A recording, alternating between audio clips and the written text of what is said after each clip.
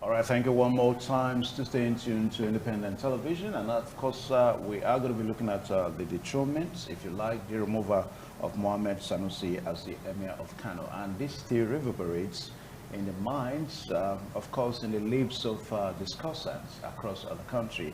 And you will recall that Mohammadu Sanusi, the former CBN governor, was actually,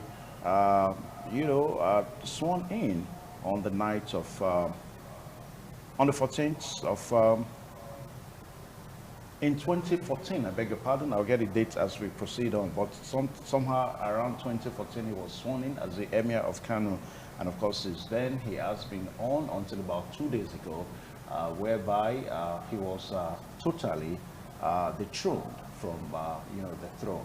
And some of the issues surrounding this is that he has had a frosty relationship with the governor in Kano State, and it's been something that people have also said all sorts of things with. Some have said that the Emir of Kano has gone too far as political interfering into the issues in Kano State. And some have also narrowed it down to gross insubordination that seems to have emanated from the Emir's throne to the government of Kano State. Well, one big question that comes out in the lips of people is how safe is our traditional institution as far as this issue is concerned. Well, to look at all this today, we are so privileged to have Honorable Desmond Ubusa. Welcome to the program this morning on ITV. Good morning. Good morning. Thank you. And John Osazua is also here with us. John, welcome to this program. Good morning. Good morning, viewers. Now, gentlemen, as we look at the dethronement of Sanusi, the big question is how safe is our traditional institutions? I'll start with Desmond Ugo. Just as you are imagining what will become of the traditional institution which we all revered and which we all respect in this part of the world, Africa context.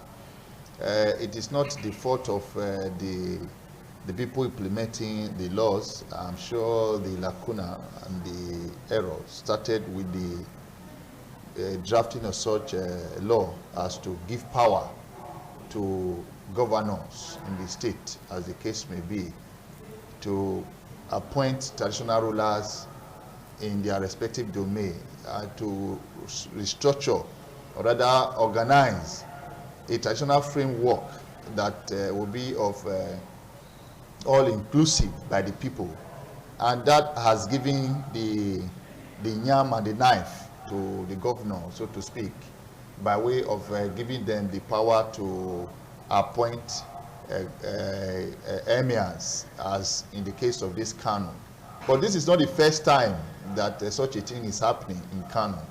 Historically, one will understand that in 1963, during the period when Ahmadu Bello used same power to remove or rather dethrone Muhammadu Sanusi I, who was the premier of, who was the emir of Kano as at that time. So, and it was just personal, and if you look at it thoroughly, it was for political reasons. And all that has been happening, even to the time when Abubakar Rimi balkanized the emirate into 4 provinces, and in 83 too, when Governor Sabo also came, he reversed the trend. So all these are ways that they were doing it to ensure that the governor perpetually have control over this emirate. But however, people are becoming very apprehensive, especially those in the traditional hierarchy, that before the coming of the colonial master, so to speak, that the traditional rulers were able to administer their domain beautifully, and even it was even adopted by the British government. But however, the very first panel, or rather a probe panel that was set up by the Ahmadu Bello when the first Muhammadu Sanusi was dethroned, was headed by a British administrator, one Buffett. So, and at the end of the day, there is no way an emir can rule for a period of time without being involved in financial impropriety, because the law also enabled the government to constantly, periodically send kind of fund for the sustainer and the upkeep of that traditional institution. Now, when you say this, Desmond, are you trying to exonerate, the allegations made against Sanusi? Not entirely, because there's no way one can be an administrator for 24 hours without taking some decisions that will not be okay to some people. We are talking about the way and manner this emir was dethroned. That is why I am making mention of some historical antecedent, how some persons were dethroned and what led to it, and how others also came in. When Inuwa was asked to replace the dethroned Sanusi the first, he stayed for about 3 months before Bayero was made the emir. So in all of this, we've seen that most of the reasons why these emirs are dethroned is more of political reasons than more of political reasons and personal reasons than what the people really expected. Okay, I'll pause you there. Let me come to John Osazuwa. Now, perhaps you may want to say that there are different ways, different angles to look at this dethronement from. Now, some people have gone ahead to say that because of the political situation, Sanusi, as it was said, that did not actually did not want Ganduje to be re-elected as Kano State Governor. And of course, we had the attendance issues that came up, how he was, even up to the extent that an inquiry of investigation, a panel of investigation was set up, and he did not submit himself for, for examination, so to say. Now, some also say that Sanusi, by his character, is a Maudi person. Permit me to use the word Maudi. Now, the emir of Kano, by the traditional expectation, is not supposed to be somebody that goes around and talk in the public. People prefer to see him than to hear him talk. Now, looking at all this, where will you actually situate this dethronement on? Thank you very much. Like what my colleague has rightly said, using the historical approach, Nigerians are not majorly aware, or educated, or enlightened about the present situation. In other words, no, we are not running a monarchical system of government. Yeah, but I want you to look at, you can say that Nigerians. I said most Nigerians. Okay. Most Nigerians, yeah. Of course, we still have the monarchical system of governance in the country, but their powers have been reduced. We are now operating a democratic system of government. Monarchical system of government is also a form of government which was eliminated during the colonial era, as enumerated by my colleague. Yeah, but they still have some huge influence. They do. That is why it's called an institution. It's called traditional institution because they have the ability to coordinate, to direct, to harmonize people's behavior over a period of time. Yeah. So considering then they were using conventions. Conventions was being under the monarchical system. But now we now have a constitution, a written constitution, in which powers, responsibilities, limitations have been well defined. To the extent that the constitution provides the power to the executive governor or the president to give the staff of office to that particular traditional institution. As enumerated by him, yes, the traditional institution should now know that, yes, there is a change in paradigm. Taking us backward, if you remember the eastern part of the country in which warrant chiefs was created, that is the original historical antecedent of creation. In other words, it is the substance. It is the substance that created a particular thing that determines how that thing will operate. So the Constitution has created traditional institution as a collaborative institution to the political institutions. And the political institutions are being administered by individuals who are not from the royal clan. And to this extent, Nigeria now is now based on social contract, not a state of divinity Divinity in the sense that, for instance, Benin Kingdom is based on divinity before the common colonial master, whereby Oba of Benin rules is divinely created. But now Nigeria is now living under a social contract, a mutual agreement between inhabitants, between the residents, between the citizens of that particular colony. Is that not a threat to our It is not a threat. It is not a threat. It has lived over the years. It's just that the traditional institutions, you know, you have first-class traditional institutions and secondary traditional institutions. So are we saying that the office of the Emir of Kano is not a first class? Well, the Emir of Kano, so to say, falls under the Hausa Fulani Emirate. And you have two powerful institutions. You have, like I said, you have the Sultan of Sokoto and the Emir.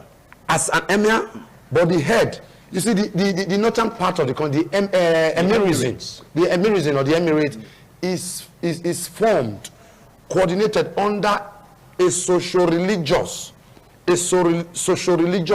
background. That is from Islam. And you recognize two institutions that cannot, and if they do that, that will create problem. In other words, Sultan of Sokoto and the Emir of Gwandu, these are the two institutions that are so constant.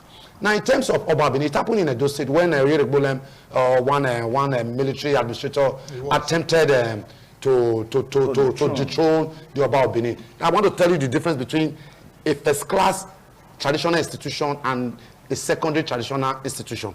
Like for the Oba of Benin, in Benin Kingdom, the people speak for him, the people defend him, the people talk for him, the people harmonize for him. You understand me? So when you do such a thing, you are going to create more conflicts that might result to crisis. Yeah. But in this case, remember that recently that some emirates were created within the Kano Emirate. Yeah, that tells you the power, that tells you shift in paradigm. And when you have this, whereby you don't have an evolutionary, historical, traditional institutions, where you have, you know, a design, you know, traditional institutions, the sentiments of the people, the emotion of the people is going to be divided. In other words, while some people will support the remover, some people will say, will deny the remover. Yeah, so in this case, they are making use of the political power. Before you go forward now you talked about the 5 emirates that were proud to this time, were created. Now, was that really done in good faith? Some say Ganduje probably did that to lessen the power of Mohammed Sanusi when he discovered that Sanusi was probably going too much for him. So he had to create all that. Now, I'm saying this now because you talked about the constitutional powers that the governor has. But do you think Ganduje did that in good faith? Or he was just trying to spite Sanusi? Well, politics is simply or concisely defined as a mechanism of resolving societal conflicts. It might, when it satisfies majority, people accept it. It ought to satisfy majority, you know, in their aspiration, in their desires. To this end, Ganduje has his own followers. Ganduje has his own faithfuls. Are you getting me? So if he takes such a decisions, and he couldn't have taken such a decision without the consultations with some ordinary people and some other chiefs or emirs or fellow elders or the Muslim faithfuls, that is oligarchs within that particular region. So I don't think such decisions would have taken place without the consultation, with due respect to the Sultan of Sokoto and the Emir of Gwandu. These are two prominent emirs. Like I said, they are social, religious leaders. Are you getting me? Without consultation with this.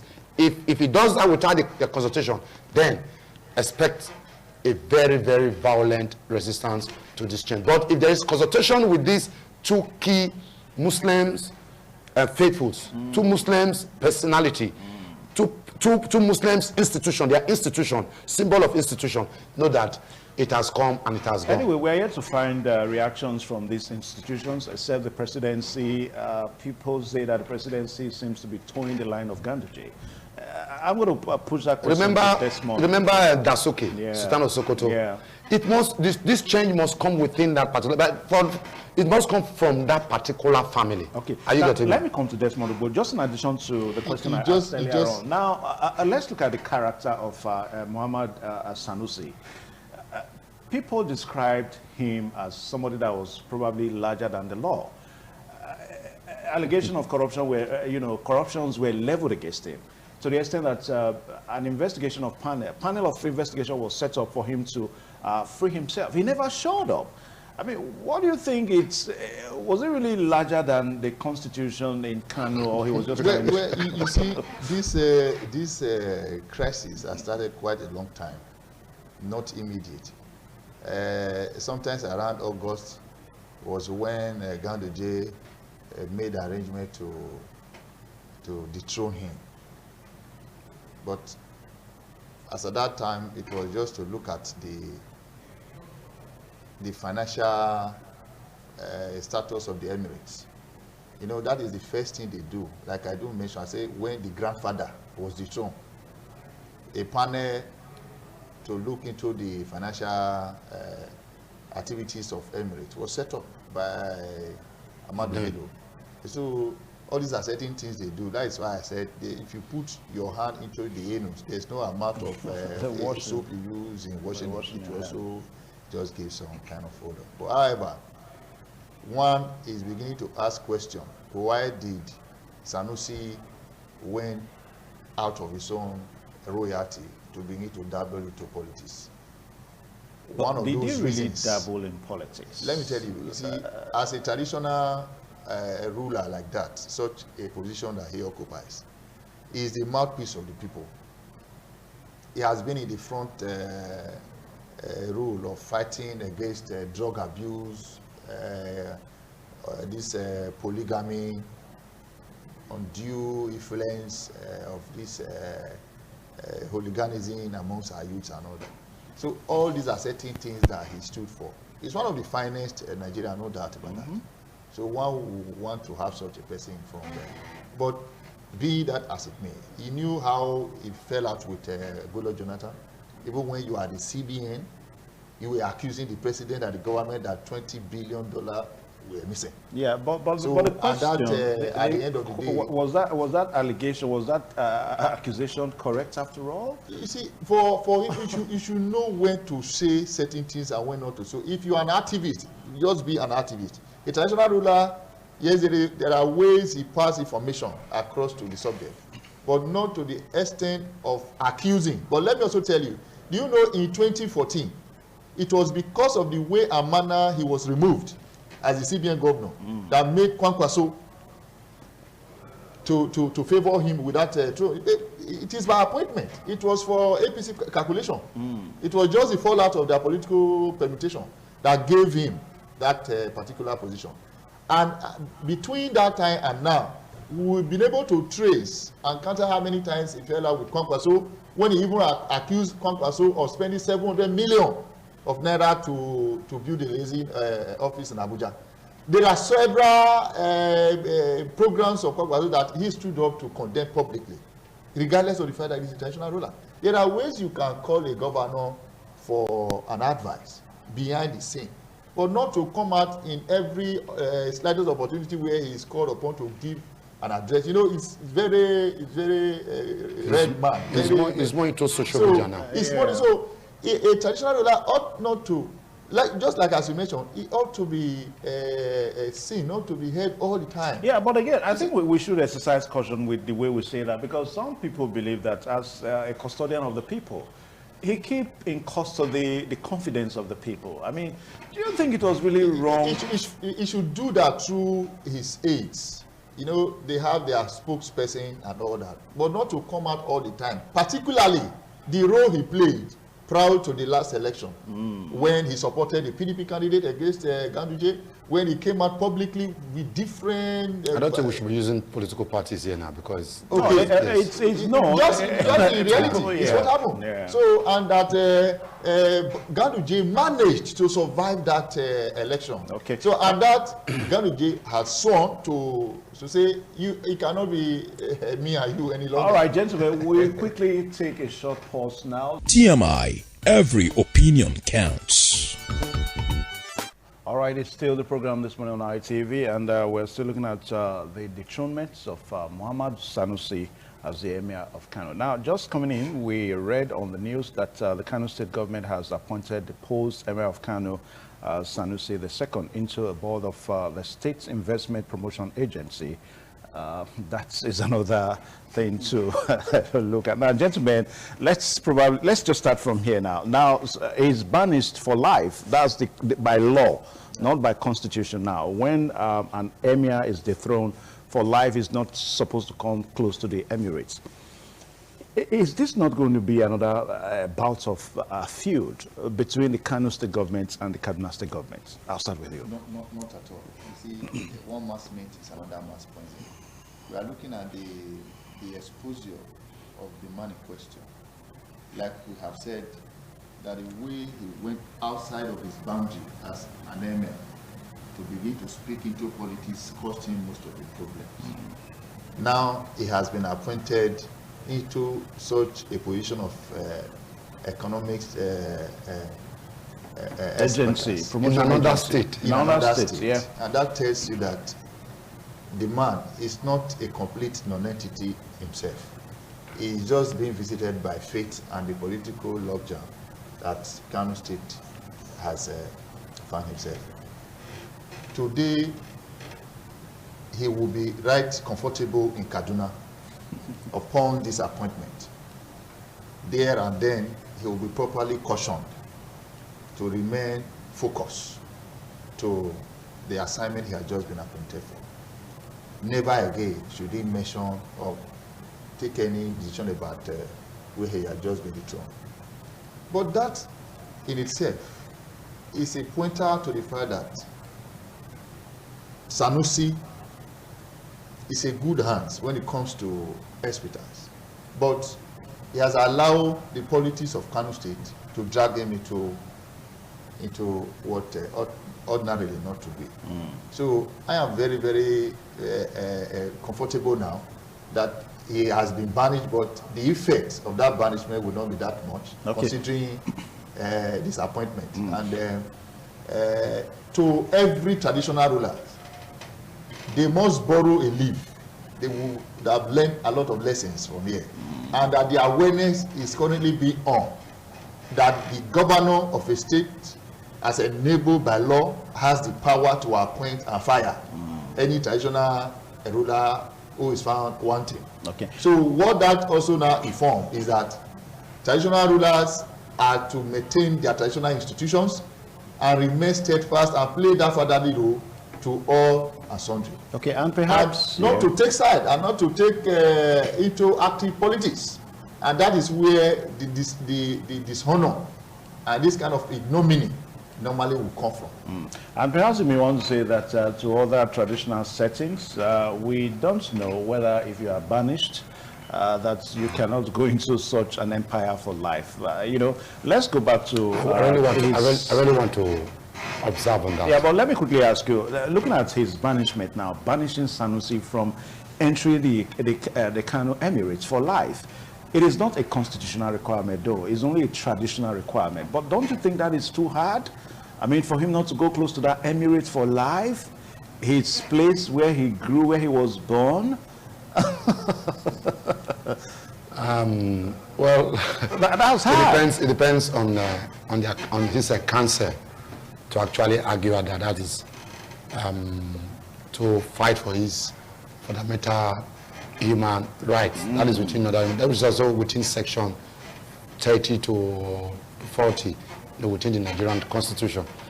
But as it may, I think just to quickly comment on this, that would be too harsh at banning somebody, making that person persona non grata within his homeland. But again, the recent appointment by Kaduna State government using the contagious theory is going to create more conflicts between Kaduna State executives and Kano State executives. Yeah. And again, by extension, it will also create a mindset, a kind of a reserved mindset among the board members, which is going to be there. First, they'll look at him as humans. They'll look at him as former emir, now ordinary person, ingrate emir. I'm just telling you what might emanate from such group. Well, that's your opinion. Anyway. That is my opinion. That is my opinion. I'm telling you contagious. I'm just contagious theory. And they speak one language. They they serve one God. That is one religious group, Kaduna and KANO. They will certainly meet one day.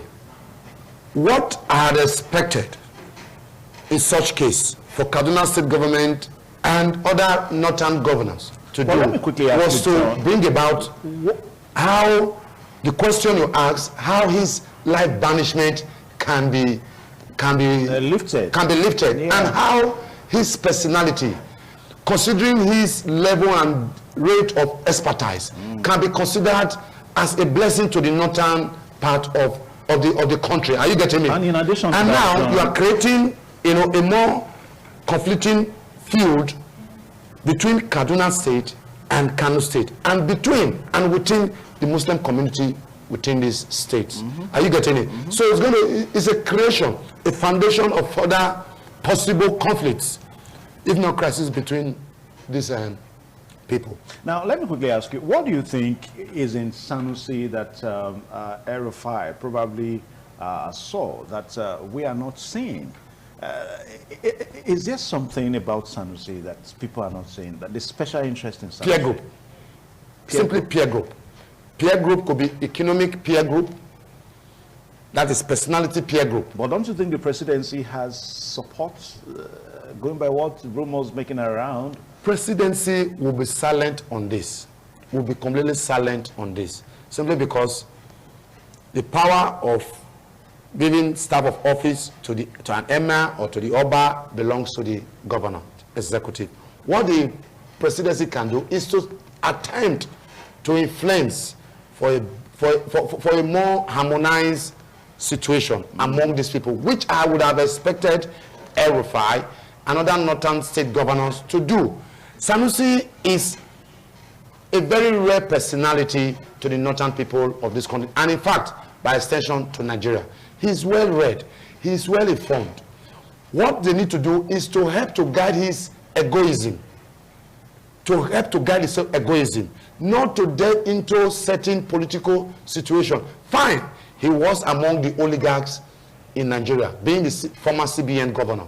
But at this stage, there are emerging oligarchs, emerging decision makers, emerging views, emerging opinions, emerging interests. What you should do is to see how to cue into that, or else, remember what Shakespeare says, there is nothing so strong that can never be resolved. Okay. Now, Desmond Ugo, his lawyers have said that the case will be taken to court. Are we seeing any possibility of his exoneration?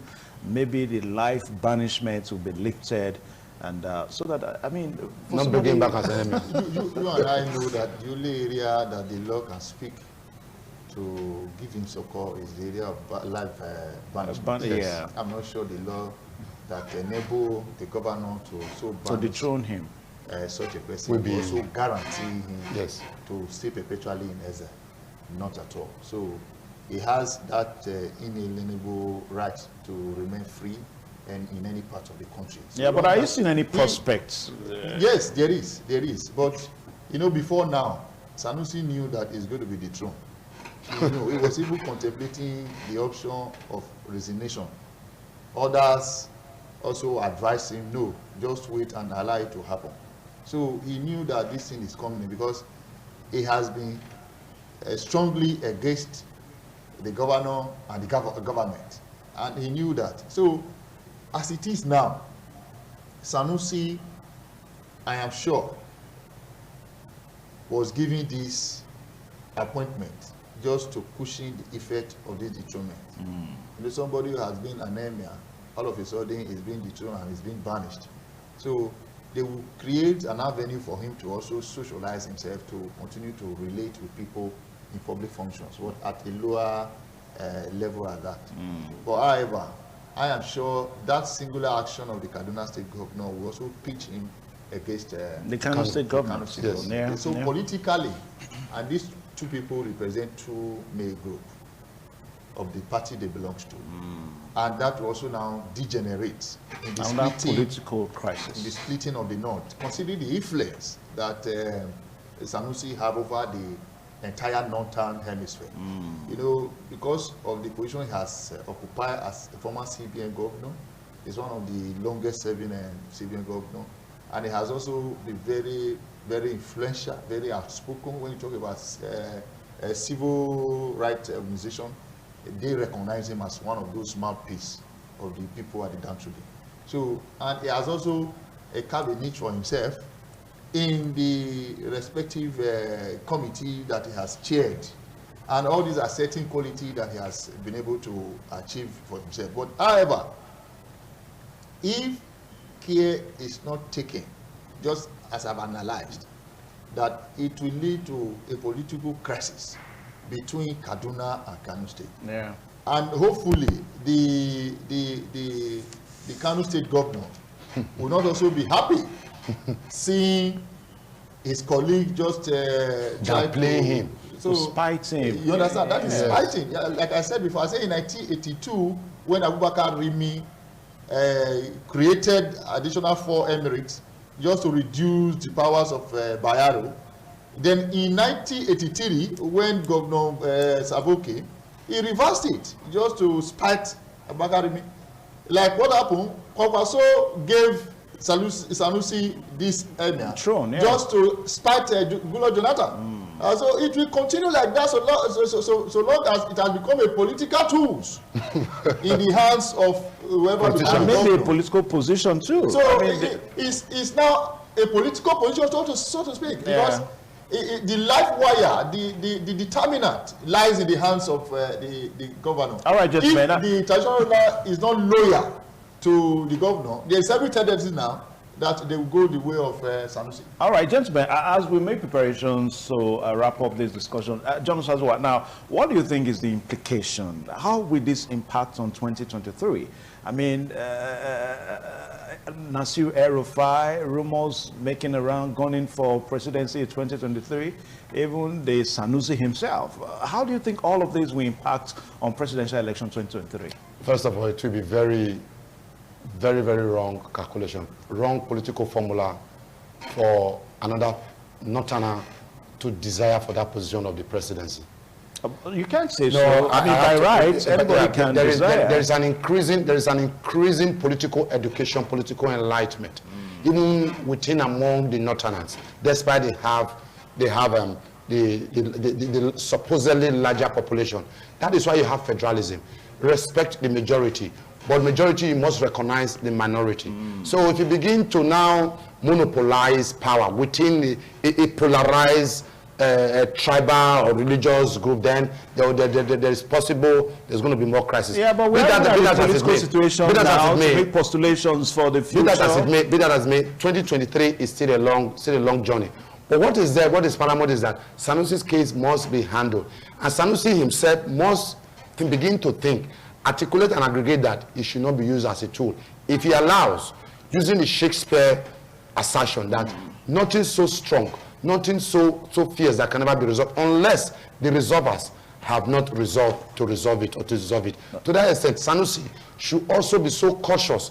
He's not the most intelligent person in the northern part. He's not the richest person in the northern part. He should be very careful and toe the line of peace, of harmonizing his people, of harmonizing political decision and respecting political authority over and above traditional authorities. All right, gentlemen, thank you one more time. And Aminu Ado Bayero, the son of Mr. Sanusi's predecessor, has been taken as a new emir. So we thank God that at least Kano State has an emir. Well, gentlemen, thank you for finding time to come on the program today.